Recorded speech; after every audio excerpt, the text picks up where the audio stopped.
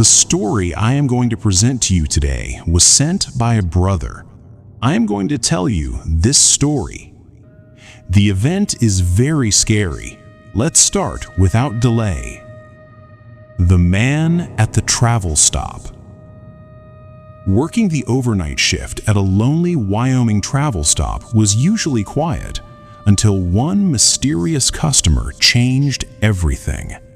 After acting strangely in the shower room and disappearing without a vehicle, the same man returned the following night. Smiling as a fire spread through the shower room, he trapped the employee inside before vanishing into the darkness. Some encounters leave scars long after they're over, and some strangers should never be trusted. Full story. The Man at the Travel Stop. Almost 10 years ago, I worked at a travel stop on a low-traffic highway through Wyoming, essentially a gas station with a small store attached, offering amenities for truckers and long-distance travelers like showers and laundry machines. It sat at the halfway point between two small towns, about 4 hours from the next major town.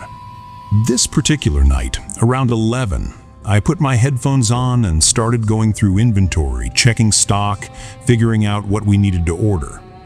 Wearing headphones was never an issue since overnight customers were rare and I'd always see headlights sweep through the front windows whenever someone pulled in. About 30 minutes into inventory, I suddenly felt like I had to turn around. When I did, a man was standing right behind me. It startled me. I hadn't seen any headlights or heard the door. He had this straight, hollow stare and asked for one of the shower rooms. I said sure, took his cash, and he headed to the back. Afterward, I looked outside and didn't see any cars or trucks in the lot. I figured he had to have driven in somehow, so I didn't bother double-checking. What really stuck with me was him standing right behind me, not walking up, just already there, watching. Could have been odd timing on when I turned around, but it felt strange. I got back to inventory, headphones off this time since he was inside. About 15 minutes passed. I could still hear the shower running. Another 15 minutes went by, and I sat at the front desk and waited. Showers were normally capped at 20 minutes, though I'd never had anyone come close to that. These weren't the kind of showers you wanted to linger in. I decided to check on him. Walking back, I saw the door was open. I stopped, not wanting to see anything I shouldn't, and called out, "Sir," a few times. No response. I stepped closer. What I saw next made the hair on my arm stand up before I even understood why. The shower was still running, but the man was standing in the middle of the room, fully clothed, not showering at all, just staring at himself in the mirror. I asked if he was okay. His eyes shifted in the mirror to look at me. Without a word, he walked past me and out of the store. I turned off the shower and looked around, trying to figure out what he'd been doing in there for 30 minutes. Nothing was moved or touched. The room looked exactly like it had when I'd cleaned it earlier. By the time I got back to the front, he was already gone. No car, no truck, nothing. He just vanished. Something about the whole situation and the man himself felt wrong. It stayed with me for the rest of the shift, though the night stayed quiet otherwise, just a few truckers stopping for gas. I worked again the following night. It was even quieter. Around 2 a.m., bored, I grabbed some cleaning rags and went out to wipe down the gas pumps, something I almost never did since the day shift guy usually handled it.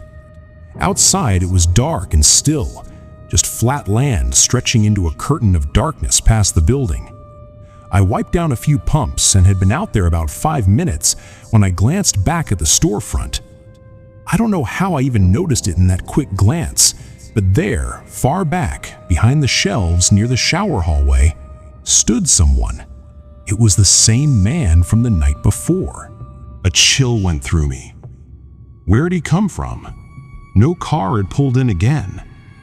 I dropped what I was doing and walked back inside, cautious, toward the back of the store. He didn't turn around. He was just standing there facing the open shower room door, wearing this wide, unsettling smile like he'd just done something. I asked where he'd come from, what he was doing. Then I looked past him into the shower room. That's when I saw what he'd actually been smiling about. Something was on the floor, fully in flames, moments from spreading out of control. My instinct was to put it out before it took the whole store with it. I ran in and tried smothering it with a towel, but a couple seconds in, the door slammed shut behind me. I felt the most intense fear of my life, genuinely thinking I'd just gotten myself killed. I snapped out of it fast and grabbed the handle, pushing against him from the other side. He was holding it shut, but it only locked from the inside, so I still had a chance. After a few moments, he let go and ran. He didn't fight, just bolted out of the store. When I followed to see where he went, I watched him disappear into the wilderness, swallowed by the darkness within seconds. I managed to put the fire out before police arrived. What I hadn't noticed earlier was that several parts of the shower room, the curtain, sections of the wall, had been doused in lighter fluid. It was a miracle the whole place didn't go up, including me while I was still in there. As soon as police let me go, I called the owner and quit on the spot. I was never going back knowing that man was still out there. If things had gone even slightly differently, I don't think I would have made it out that night.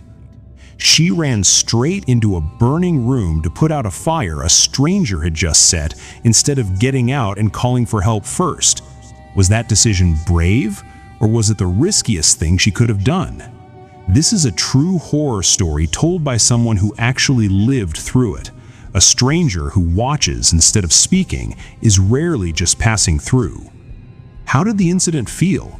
Please comment and let us know. Everyone will be fine and healthy.